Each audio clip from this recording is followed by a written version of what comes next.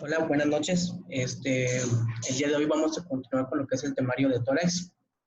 Específicamente vamos a ver la segunda parte de lo que son las neoplasias pulmonares. Y el día de hoy vamos a incluir en nuestro temario lo que es el tumor de células pequeñas, el tumor carcinoide, el mesotelioma y la metástasis. Para empezar a hablar un poco de lo que es el carcinoma de células pequeñas, vamos a recordar, como lo vimos ayer, que las tumoraciones de pulmón se dividen prácticamente en dos tipos, lo que son las carcinomas de células no pequeñas, que incluyen el de células escamosas, el adenocarcinoma, y el de células grandes, y el carcinoma de células pequeñas, que a su vez se va a dividir en lo que son los tumores puros o combinados.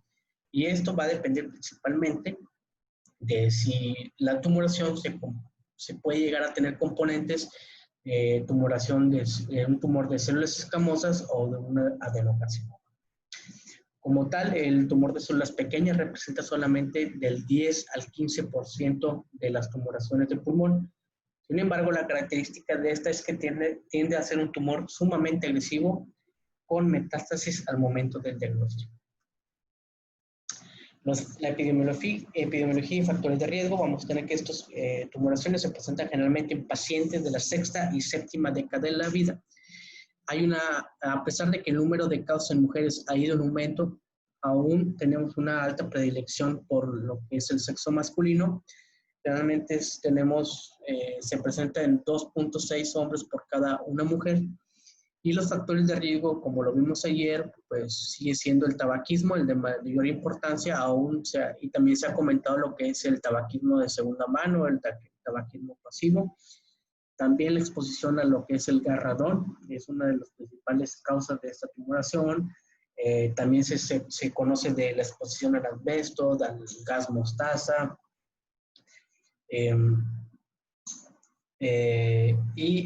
También lo que son los aceites isopropílico, al níquel, al berilio, al plomo y el cobre. Las manifestaciones clínicas de este tipo de tumoración van a estar dadas principalmente por vamos a considerar tres cosas para conocer las manifestaciones clínicas, que sería el efecto de masa, que nos puede dar lo que es la tos, la hemoptisis y la disnea. Las metástasis van a dar lo que es el dolor óseo y los síndromes paraneoplásicos, que es muy característico de este tipo de tumores. Se va a ver secreción de hormonas. Principalmente tenemos lo que es la hormona antidiurética, que nos va a dar el síndrome de secreción inadecuada de hormona antidiurética o la secreción de hormona de corticotropina, lo que nos va a desencadenar lo que es un síndrome de Cushing. También es importante considerar los síndromes paraneoplásicos neurológicos, que se van a dar principalmente por la presencia de destrucción de tejido neuronal causada por anticuerpos en la respuesta inmune.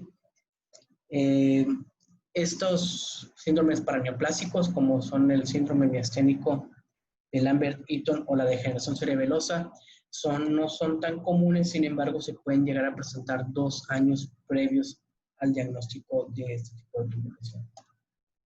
Las vías de diseminación van a ser principalmente dos, lo que es la vía hematógena y la vía linfática. Este tumor tiene que invadir los sistemas venoso y arterial pulmonar. Y generalmente se van a presentar metástasis a lo que es hígado, cerebro y glándulas suprarrenales.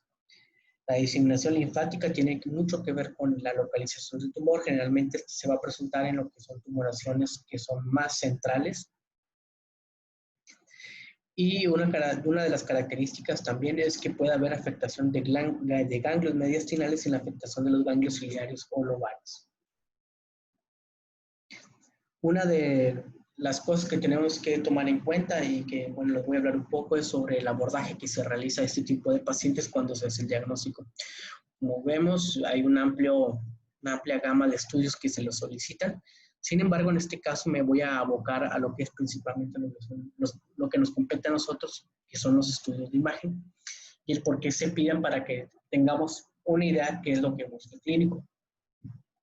Se sabe que hasta el 10% de los pacientes con cáncer de células pequeñas asintomáticos pueden tener metástasis cerebrales. Por eso se decide realizar una resonancia magnética del cerebro y se prefiere sobre la tomografía, ya que se ha visto que esta puede infraestimar tanto el número y el tamaño de las lesiones al cerebro, y pues esto obviamente va a influir en lo que es el tratamiento de estas mismas. En cuanto al método de imagen, tenemos que la principal forma de evaluación de este tipo de tumores es la tomografía de tórax. Y es importante saber que los cortes de en estos estudios tienen que llegar a las glándulas suprarrenales debido a la importante cantidad de metástasis que se encuentra tanto a lo que son las glándulas y hígado.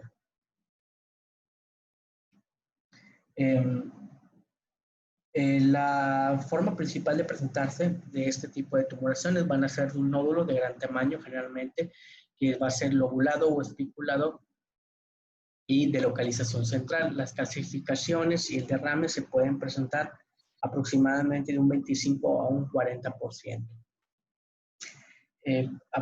A pesar de las características que ya hablamos, ese también tumor, aunque no es frecuente, se puede presentar como masas periféricas de bordes bien delimitados. La clasificación, que vamos a tener, la estratificación para ese tipo de tumores.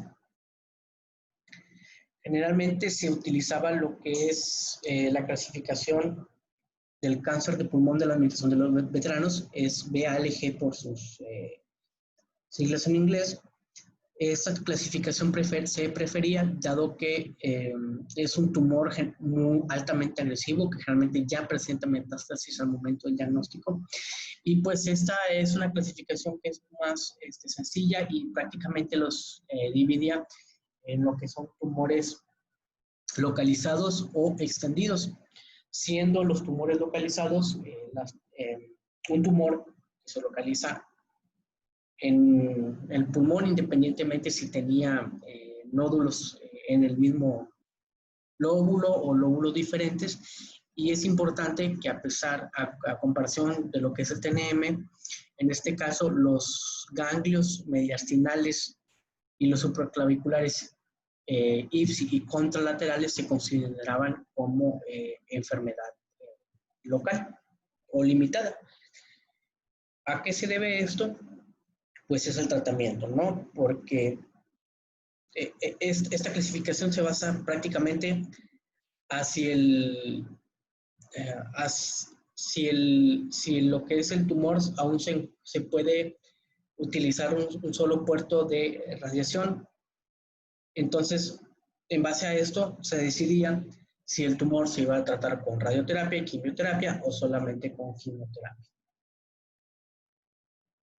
Sin embargo, a partir de lo que es el TNM7 y ya con las modificaciones del TNM8, pues ese tumor se va a incluir en este tipo de clasificación. O sea, prácticamente todos los tumores ahora se van a incluir pues en lo que es el TNM. Sin embargo, depende también de la literatura a la que se acuda, es de si prefieren tanto seguir usando lo que es la clasificación BALC o el TNM, ¿no? Es muy distinto, sin embargo, pues tenemos que saber que existen los dos.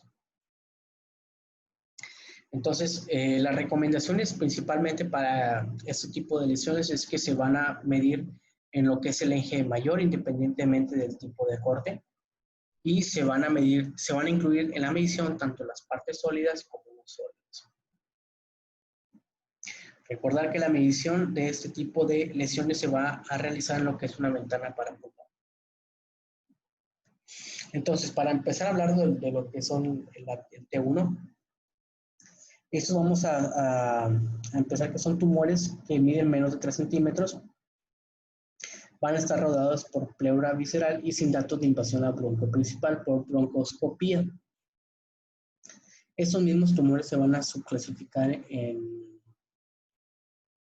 dependiendo si son menores a 1 centímetro, de 1 a 2 centímetros o de 2 a 3 centímetros. Los tumores los tumores 1A se pueden extender a lo que es el bronquio principal, sin embargo, pues estos son raros.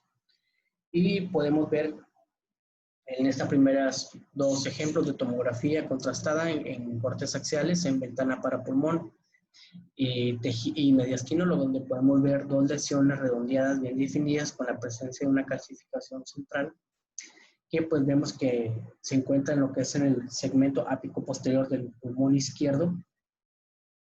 Y pues le podemos ver que pues esta misma tumoración pues no presenta afectación a lo que son estructuras adyacentes, y pues al menos en lo valorado de estos cortes pues no se observa afectación de los ganglios mediastinales.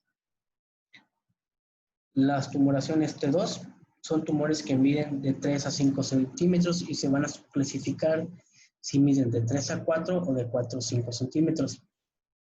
Y además si tienen alguna de las siguientes características, como son la invasión al bronquio principal, invasión a la pleura visceral, que se condiciona una telectasia o una neumonitis obstructiva, y es importante que no debe haber afectación a la carina independientemente de la distancia que se encuentre la tumoración con la misma. En este caso tenemos lo que es una tomografía contrastada en corte axial en ventana para mediastino, donde podemos ver una densidad una tumoración de tejidos blandos lobulada que obliteraba lo que es el bronquio superior derecho, lo que condicionaba una telectasia del lóbulo superior del mismo lado, o sea, una telectasia del lóbulo superior derecho. Vemos que la masa se encuentra muy cerca de lo que es el bronquio principal derecho, sin embargo, en la literatura reportada, pues no decía que no había afectación al mismo. Recordar que este tipo de tumoración, por lo menos por la clasificación BALC, pues se consideraría aún una enfermedad limitada. En los tumores T3 son tumores que tienen una medida de 5 a 7 centímetros y presentan una de las siguientes características, que pueden ya invadir lo que es la pleura parietal, la pared torácica, el nervio esfénico, el pericardio parietal, o hay presencia de un nódulo en el mismo lóbulo que el tumor primario. En la primera imagen podemos ver que hay una tumoración en el segmento apical del lóbulo superior derecho que presenta afectación a lo que es la costilla de la pared torácica. Y en el segundo ejemplo podemos ver una tumoración que presenta, que es de gran tamaño, pero sin embargo vemos cómo hay afectación a lo que es la pleura de ese mismo lado, y vemos asimismo cómo, bueno, a pesar de que tenemos la flecha aquí, cómo hay un incremento del tamaño del espacio graso que está inferior a esta misma pleura. O sea, podemos inferir que ya hasta está causando tracción de la misma. Y a pesar de que esta misma tumoración está en íntimo contacto con el mediastino, podemos ver que aún hay una discreta interfase dada por lo que es la grasa con estas mismas estructuras. Entonces, pues en este caso vemos, bueno, no se considera que hay afectación a la misma. Los tumores T4 con medida mayor a 7 centímetros los tumores T4 van a tener lo que es una medida mayor a 7 centímetros, o independientemente del tamaño, si hay una invasión al diafragma, al nervio laríngeo recurrente, mediastino, corazón, tráquea, carina, esófago o grandes vasos, los cuerpos vertebrales, o hay un nódulo diferente al lóbulo del tumor primario. Una de las principales características de este tipo de tumor, y que es muy común, es la afectación a lo que es el mediastino, con compresión de los grandes vasos, que nos va a desencadenar en lo que es un síndrome de vena cava superior. Como podemos ver, en este caso observamos una masa mediastínica de aspecto sólido que va a condicionar telectasia del lóbulo superior derecho, así como compresión de la vena cava superior. Podemos ver que pues, no se observa al momento del diagnóstico. Vemos como esta tumoración ya está en íntimo contacto con lo que son los cuerpos vertebrales, ya hay una afectación a lo que es la tráquea, o sea, al parecer ya lo rodea en aproximadamente un 70%, que es ya como que lo que es una de las consideraciones que vamos a tener que para poder decir que es una invasión. Pero bueno, en este caso lo que ejemplifica es un síndrome de vena cava superior y lo vamos a notar por esta importante vascularización colateral que se va a observar en este paciente. Vemos que hay múltiples pues, colaterales que se van a dar en este lado del cuerpo y que se va a dar principalmente, como ya lo dijimos, con la circulación colateral que se da al momento de una compresión de lo que es la vena cava superior.